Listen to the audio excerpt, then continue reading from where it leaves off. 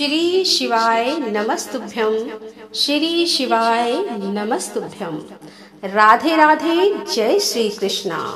आप सभी का दिन शुभ और मंगलमय हो।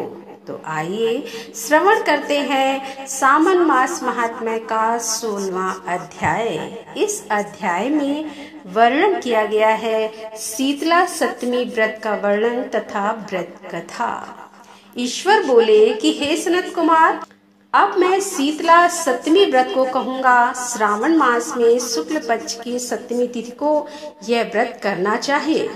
सबसे पहले दीवार पर एक कापी का आकार बनाकर अनशरीरी संज्ञक दिव्य रूप वाले 7 जल देवताओं, 2 बालकों से युक्त पुरुष संज्ञक नारी, एक घोड़ा, एक वृषभ तथा नर वाहन सहित एक पालकी भी उस पर बना दे।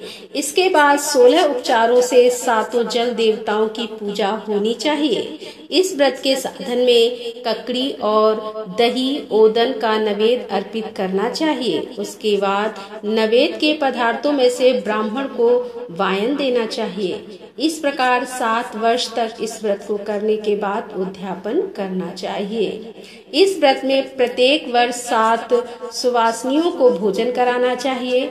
जल देवताओं की प्रतिमाएं एकदम स्वर्ण पात्र में रखकर बालकों सहित एक दिन पहले सायंकाल में भक्ति पूर्वक उनकी पूजा करनी चाहिए।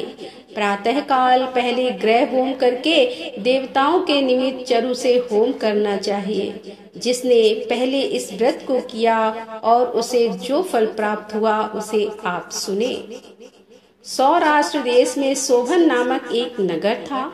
उसमें सभी धर्मों के प्रति निष्ठा रखने वाला एक साहूकार रहता था। उसने जल रहित एक अत्यंत निर्जन वन में बहुत पैसा खर्च करके शुभ तथा मनोहर सीढ़ियों से युक्त पशुओं को जल पिलाने के लिए सरलता से उतरने चढ़ने योग्य दृढ़ पत्थरों से बंधी हुई तथा लंबे समय तक टिकने वाली एक बावली बनाई।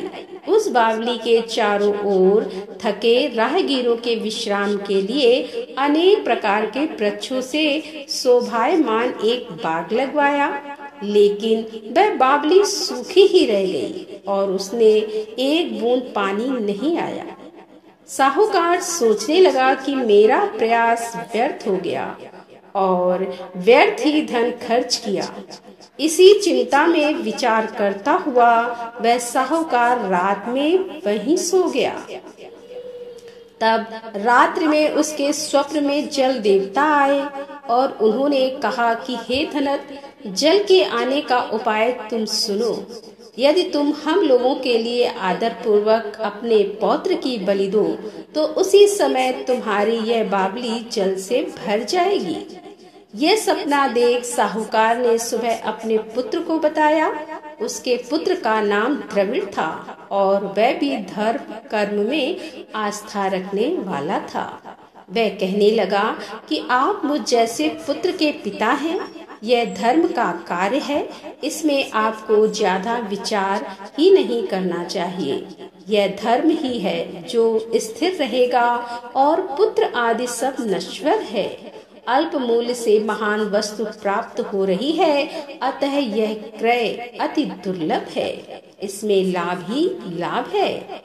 सितांशु और चंडांशु ये मेरे 2 पुत्र हैं। इनमें से सितांशु नामक जो ज्येष्ठ पुत्र है उसकी बलि बिना कुछ विचार किए आप दे दें। लेकिन पिताजी, घर की स्त्रियों को यह रहस्य कभी ज्ञात नहीं होना चाहिए। उसका उपाय ये है कि इस समय मेरी पत्नी गर्भ से है और उसका प्रसव काल भी निकट है, जिसके लिए वह अपने पिता के घर जाने वाली है। छोटा पुत्र भी उसके साथ जाएगा। हे तात, उस समय ये कार्य निर्रूप से संपन्न हो जाएगा। पुत्र की यह बात सुनकर पिता उस पर अत्यधिक प्रसन्न हुए और बोले कि हे पुत्र, तुम धन्य हो और मैं भी धन्य हूँ जो कि तुम जैसे पुत्र का मैं पिता बना। इसी बीच सुशीला के घर से उसके पिता का बुलावा आ गया और वह जाने लगी।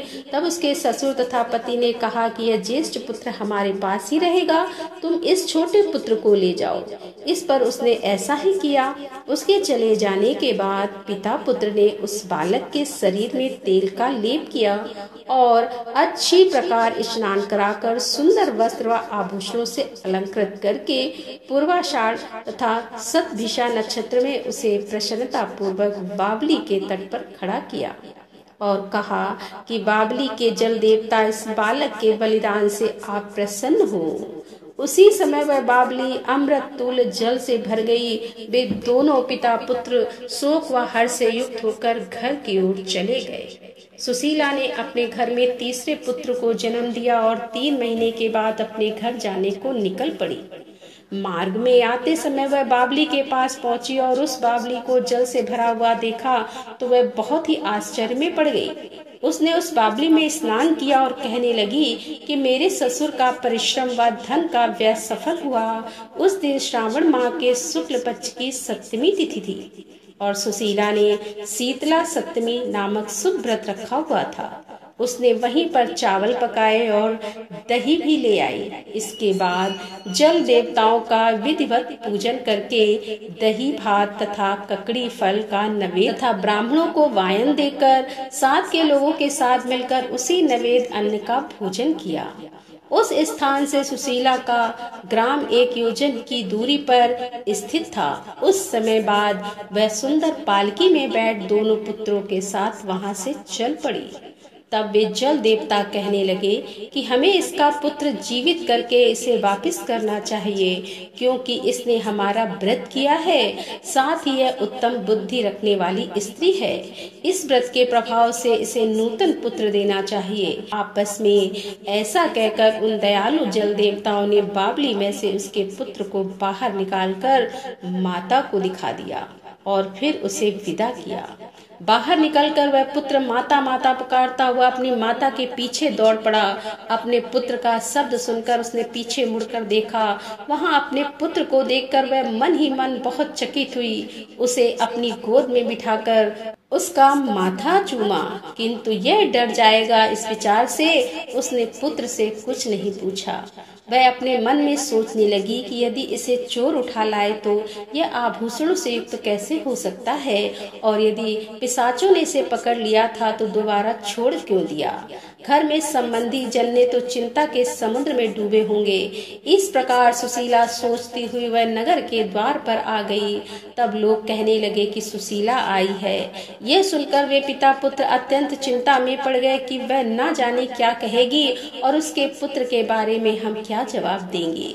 इसी बीच वह तीनों पुत्रों के साथ आ गई। तब ज्येष्ठ बालक को देखकर सुशीला के ससुर तथा पति घोर आश्चर्य में पड़ गए और साथ ही बहुत आनंदित भी हुए।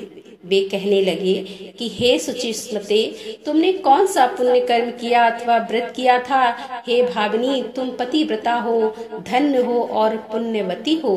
इस शिशु को मरे हुए 2 माह बीत चुके हैं और तुमने इसे फिर से प्राप्त कर लिया, और वह बावली भी जल से परिपूर्ण है। तुम एक पुत्र के साथ अपने पिता के घर गई थी, लेकिन वापस तीनों पुत्रों के साथ आई हो।